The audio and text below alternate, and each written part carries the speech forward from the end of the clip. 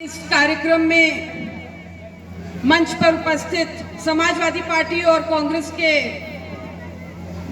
वरिष्ठ नेतागण, समाजवादी पार्टी और कांग्रेस के कार्यकर्ता, बड़ी संख्या में यहां उपस्थित मेरी माताएं, मेरी बहनें, नौजवान साथी और बुजुर्ग, आज के इस कार्यक्रम में मैं भदोई की बहू, भदोई की बेटी नाहिद लारी खान आप सभी का स्वागत करती हूं, अभिनंदन करती हूं। मैं नाहिद लारी खान भदोई की बहू हूं, भदोई की ही बेटी हूं। आप लोग के समक्ष आई हूं, आप लोग से निवेदन करने, आप लोग से अपील करने, आप लोग से गुजारिश करने कि भदोई लोकसभा के जो शानदार प्रत्याशी हैं ललितेश त्रिपाठी जी, उनको भारी मतों से आप जिताएं। 25 मई भाजपा गई, ये करने की आपकी जिम्मेदारी है। बताइए, 25 मई भाजपा गई होगा? ऐसे नहीं, आपको बताना पड़ेगा 25 मई भाजपा गई होगा। किस पर बटन दबाएंगे? किस पर बटन दबाएंगे? 2 डाली 6 पत्ती, जोर से बोलिए। नहीं, जोर से बोलिए, मैं कम सुनती हूँ, थोड़ा जोर से बोलिए। किस पर बटन दबाएंगे? 2 डाली 6 पत्ती पर जबरदस्त तरीके से बटन दबाइएगा। मैं सुनती ठीक हूँ, लेकिन मैं चाह रही थी कि मेरे भदोई वासी जोरदार तरीके से नारा लगा दे ताकि दिल्ली तक आपकी आवाज गूंज जाए। बताओ, नारा लगाओगे?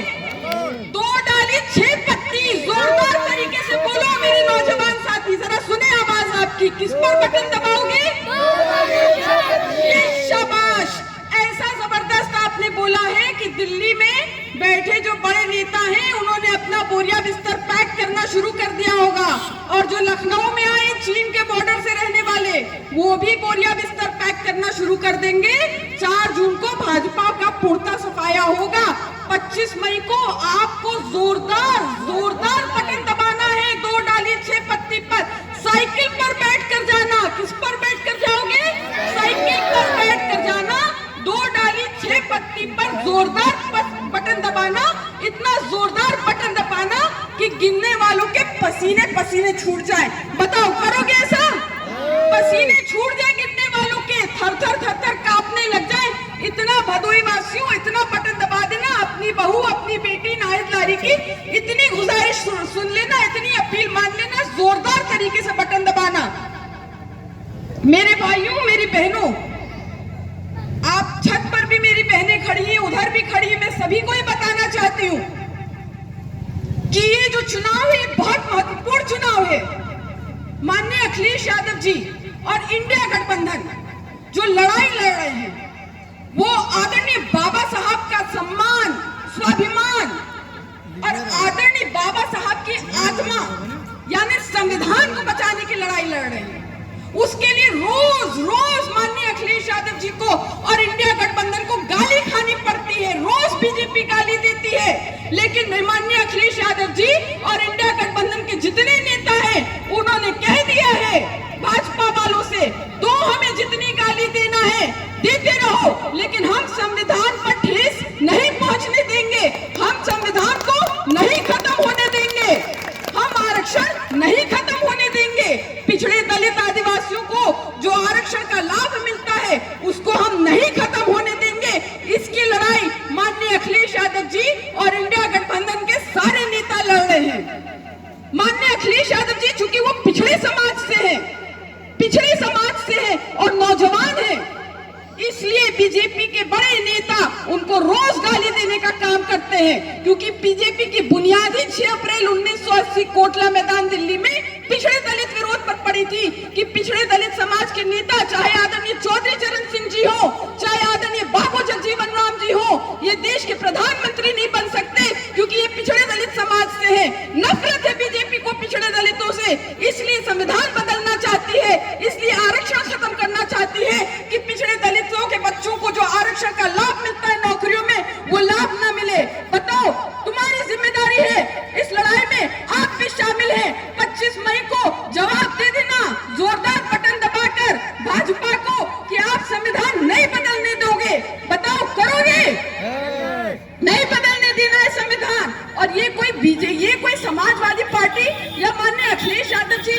मैं नाहिद लारी खान अपनी मन गढ़ंत बात नहीं कर रहे हैं। ये बीजेपी के सिटिंग सांसद, बीजेपी के जो प्रत्याशी हैं, श्री राम जी की नगरी अयोध्या के जो प्रत्याशी हैं, उन्होंने कहा कि बीजेपी के बहुमत में एमपीज ला दो ताकि हम संविधान बदल सके। ये बीजेपी के सिटिंग एमपी ने कहा, उनके मेरठ के सिटिंग प्रत्याशी ने कहा कि संविधान बदलना है, इसलिए ज्यादा से ज्यादा बहुमत में हमारे सांसद लेकर आओ, हमें संविधान बदलना है। और ये संविधान बदलने की ही सारी साजिश बीजेपी रच रही है। इसीलिए आपकी जिम्मेदारी है कि संविधान बचाएं, देश बचाएं, लोकतंत्र बचाएं। आप ये समझिए कि माननीय अखिलेश यादव जी, चूंकि वो पिछड़े समाज से हैं और नौजवान हैं, इसलिए जब भी बीजेपी के बड़े नेता उत्तर प्रदेश आते हैं तो वो माननीय अखिलेश यादव जी को कोसते हैं, उनको गाली देते हैं। बिहार जाते हैं तो तेजस्वी यादव जी को कोसते हैं क्योंकि वो पिछड़े समाज से हैं और वो नौजवान हैं। दिल्ली जाते हैं तो केजरीवाल जी को कोसते हैं क्योंकि वो नौजवान है। राहुल गांधी जी को कोसते हैं क्योंकि वो नौजवान है। ये बीजेपी वो पार्टी है जो पिछड़ा दलित विरोधी तो है ही है, लेकिन ये कट्टर नौजवान विरोधी पार्टी है। ये नहीं चाहती कि हमारे देश के नौजवान जो है नौकरियों मिले। ये तो माननीय अखिलेश यादव जी, राहुल जी, तेजस्वी जी, केजरीवाल जी तो बहाना है, इनको गाली देना तो बहाना है। दरअसल बीजेपी को नौजवानों को गरियाना है। ये बहुत बुजुर्ग हो चुकी बीजेपी, इतनी बुजुर्ग है बीजेपी कि आप ये समझिए कि अग्निवीर जैसी योजना ये लेकर आए, ये सब नौजवान विरोधी योजना लेकर आए। हमारा 20 साल का नौजवान वो 4 साल की अग्निवीर योजना करेगा और 4 साल के बाद वो रिटायर हो जाएगा। वहीं आप ये समझिए कि एक बीजेपी के बहुत ही बुजुर्ग नेता है, वो तीसरी बार प्रधानमंत्री बनने के लिए ललायत है। उनकी उम्र हो रही है लगभग 80 साल, लगभग 80 साल उम्र हो रही है। वो रिटायर नहीं होंगे, हमारे नौजवान रिटायर हो जाए। बताओ ये मुमकिन है? ये नहीं चलेगा। इसलिए माननीय अखिलेश यादव जी, ममता बनर्जी जी, राहुल गांधी जी तथा इंडिया गठबंधन के सारे नेताओं ने वादा किया है नौजवानों से कि इंडिया गठबंधन की सरकार लाओ, सबसे पहले अग्निवीर जैसी योजना जो सख्त नौजवान विरोधी योजना है, इसको खत्म करने का काम इंडिया गठबंधन की सरकार करेगी। आप ये समझिए, जो मेरे भाई वहां भी बैठे हैं उनको भी मैं बोलना चाहती हूँ, आप ये समझिए कि बीजेपी जिस तरह से पंडित जवाहरलाल नेहरू जी को कोसती है, पंडित इंदिरा गांधी जी को कोसती है, पंडित कमलापति त्रिपाठी जी को कोसती है, पंडित ममता बनर्जी जी को कोसती है, ये तो कोसने का बहाना है। इनको दरअसल ब्राह्मणों को सब गरियाना है। बीजेपी ममता बनर्जी जी के बहाने, कमलापति त्रिपाठी जी के बहाने, जवाहरलाल नेहरू जी के बहाने, इंदिरा गांधी जी के बहाने समस्त पिछड़ा समाज को कोसने का काम करती है, उन्हें गाली देने का काम करती है। इसीलिए आप देखिए कि माननीय अखिलेश यादव जी ने आह्वान किया पीडीए का। पीडीए यानी पिछड़े दलित आदिवासी अल्पसंख्यक, जिसमें गरीब अगड़े भी आते हैं, ब्राह्मण समाज भी आता है, आधी आबादी भी आती है। जब से माननीय अखिलेश यादव जी ने पीडीए का आह्वान किया, तब से थर्रा गई है भाजपा, थर थर थर थर कांप रही है, क्योंकि पीडीए विरोधी है भाजपा। ये तो ममता जी तो